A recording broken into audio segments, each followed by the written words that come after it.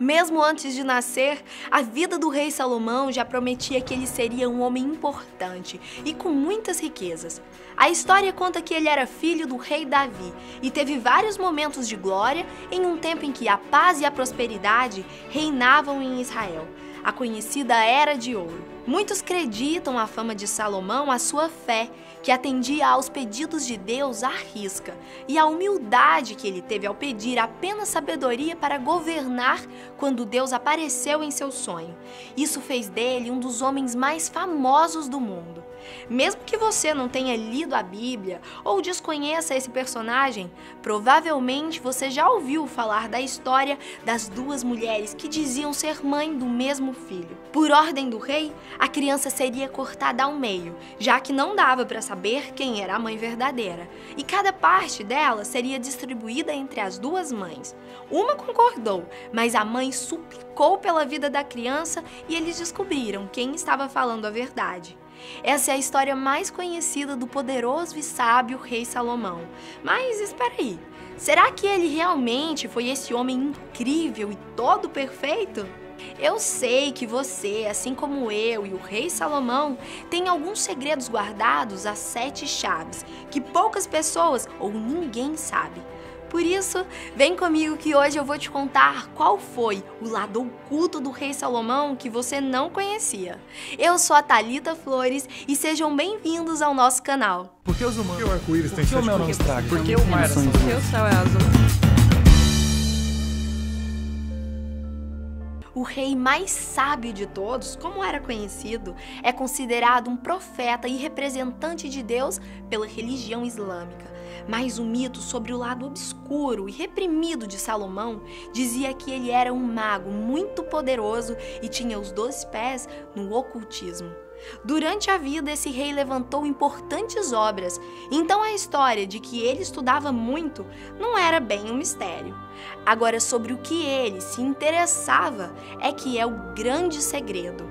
A pista de que ele estava mexendo com coisas proibidas naquele tempo foi encontrada em alguns textos que fazem parte do Testamento de Salomão e das chaves menores e maiores.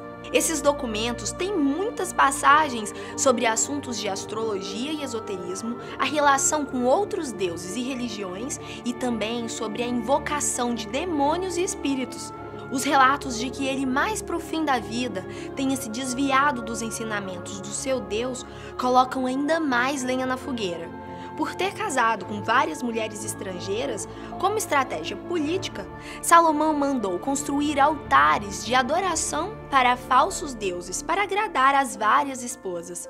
O rei supremo não só aceitava o paganismo de suas companheiras, como também passou a acreditar e criar suas próprias teorias. Voltando para as chaves e o testamento do rei, a lenda conta que tudo começou quando Salomão ouviu a história de um servo que teria sido atacado por um demônio de nome Ornias. Esse demônio tem a fama de estar sempre em busca de pessoas para sugar a sua vitalidade e juventude. Quase uma metáfora sobre os seres imortais. É bem capaz que um rei como Salomão, com tanta influência, riqueza e poderes, desejasse mesmo viver para sempre, não acham? Bom, depois dessa história sobre Ornias, o rei Salomão começou a praticar rituais de invocação e proteção, que hoje são conhecidos como a arte de Almadel. Os mais conspiradores acham que foi assim que ele conseguiu invocar a presença do anjo Gabriel para receber o dom da sabedoria divina. Se tiver curiosidade para saber como funcionam esses rituais Almadel e quem foram os outros governantes que os faziam, dá para encontrar textos na 4ª chave menor de Salomão, que contam em detalhes como fazer, quais os símbolos devem ser traçados no tablete de cera, a quantidade, cor e materiais das velas.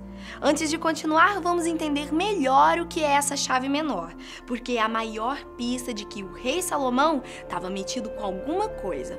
A chave menor é um livro dividido em 5 partes com textos mas muito antigos mesmo sobre magia, conjurações e práticas esotéricas. A primeira lista o nome de alguns demônios que eu vou te contar melhor quem são daqui a pouco. A segunda fala sobre os espíritos aéreos, que descobrem segredos. A terceira ensina como lidar com a invocação de anjos e também classifica eles de acordo com os signos do zodíaco. Já a quarta e a quinta parte falam sobre o passo a passo dos rituais e as orações certas para cada um. Nesse livro ele conta que todas essas ideias vieram através do conhecimento cedido pelos anjos, e a invocação de Gabriel parece ter rendido muito mais que sapiência a Salomão. O arcanjo teria confiado a ele um anel poderoso, com uma estrela de 6 pontas incrustado.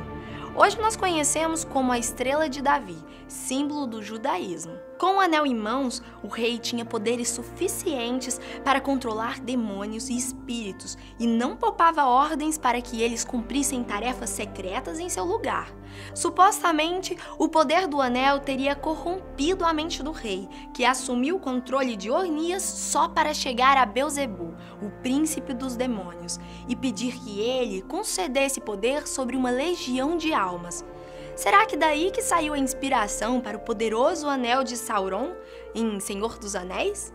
Bom, não dá para afirmar isso, mas a lenda conta que Salomão teve em seu poder nada menos, nada mais que 72 anjos caídos, condenados por desejarem as filhas dos homens. Lembra da primeira parte da chave menor? É lá que o nome de todos esses demônios estão. Nada podia parar o rei Salomão, e com plenos poderes sobre esses demônios, ele começou a erguer a construção do Templo de Salomão, que é considerado o primeiro da cidade de Jerusalém. Com o templo pronto, as primeiras histórias sobre a relação entre os demônios de Salomão e a maçonaria começaram a circular. Corre a boca miúda que várias lojas maçônicas do mundo têm alguma conexão entre esses seres espirituais. Tão grande poder e influência guardava inimigos e derrotas magistrais do reinado de Salomão.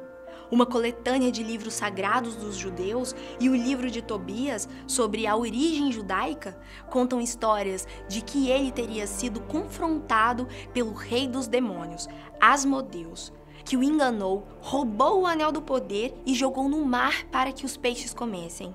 Os servos demoníacos que supostamente levaram o rei à glória, agora se rebelaram contra ele.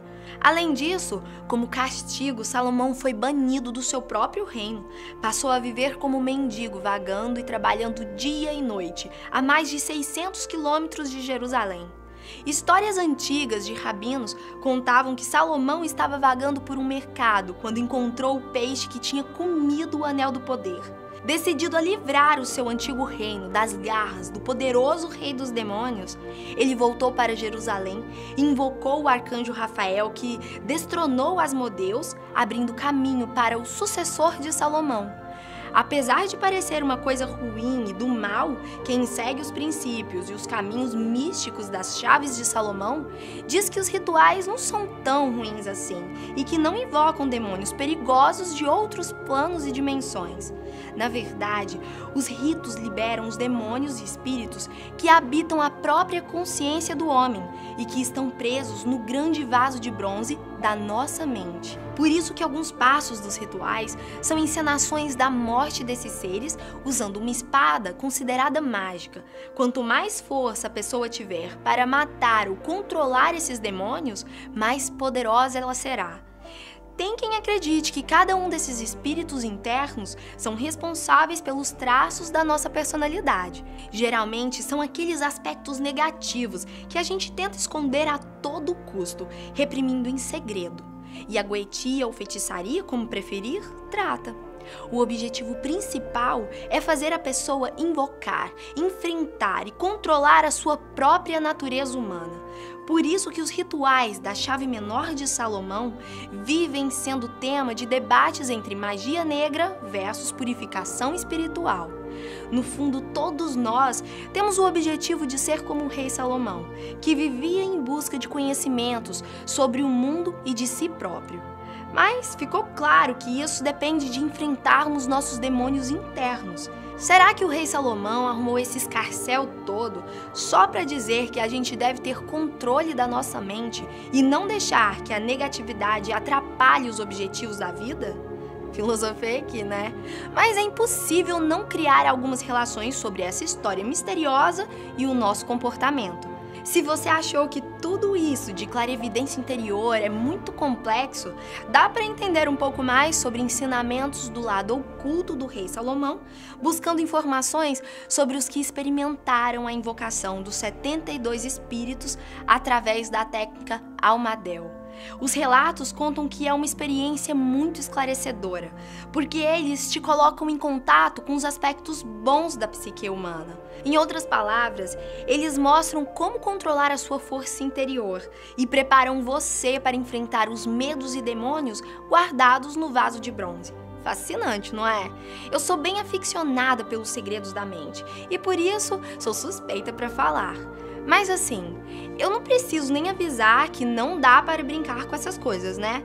Por isso, se você estiver pensando em fazer isso para zoar com alguém, é melhor ficar só na intenção, viu? Os praticantes alertam sobre a importância de alguém que tenha experiências bem-sucedidas para orientar tudo, porque o resultado de um ritual mal feito pode ser desastroso.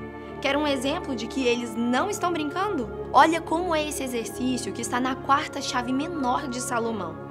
Se for só para dar um olá para o seu eu interior e fazer uma viagem rápida pela consciência, os praticantes pegam um espelho de qualquer tamanho e pintam 7 camadas com tinta preta. Depois vão até uma sala escura e organizam um pequeno altar com velas brancas. Sem enunciar nenhuma oração, eles se concentram enquanto olham diretamente para o espelho pintado, como se estivessem vendo o reflexo.